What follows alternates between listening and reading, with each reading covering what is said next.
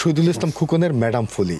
জি জি জি, হ্যাঁ, এই ছবিতে যাত্রা শুরু করেছিলেন। আছে নায়ক নায়িকা দুজনেই নতুন ছিলেন।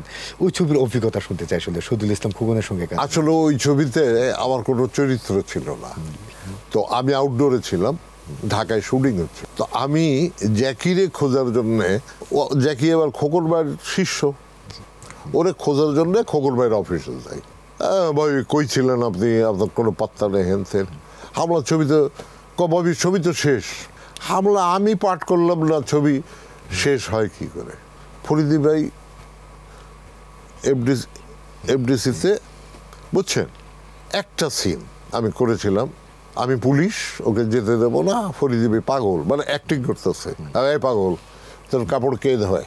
ফরিদি ভাই আমি নিজে ধুই, আমি ধুই, মাঝে মাঝে নিজেও ধুই।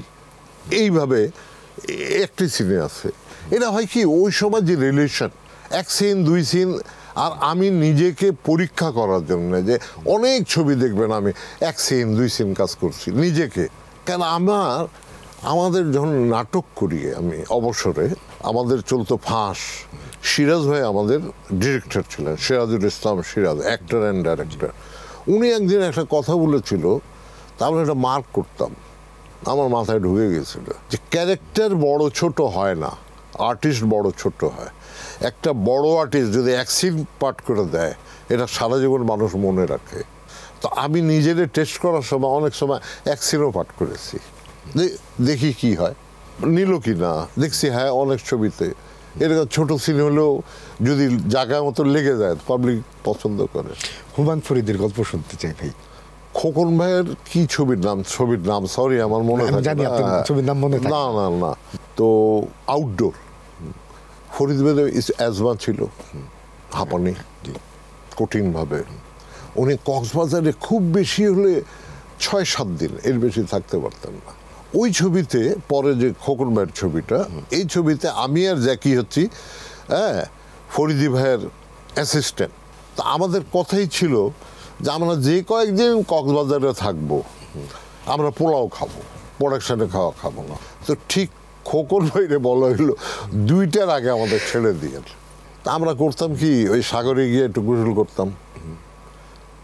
আবার ফরিদি ভাই বিরক্ত হইতো, ওই সবাই আমরা বিরক্ত, আপনিও বিরক্ত হবেন, এই সেলফি তোলা একটা অনেক সময় কিন্তু বিরক্তকর ব্যাপার হয়ে যায়। এক হাফ প্যান্ট পরা এই অবস্থায় সেলফি কেমন লাগে।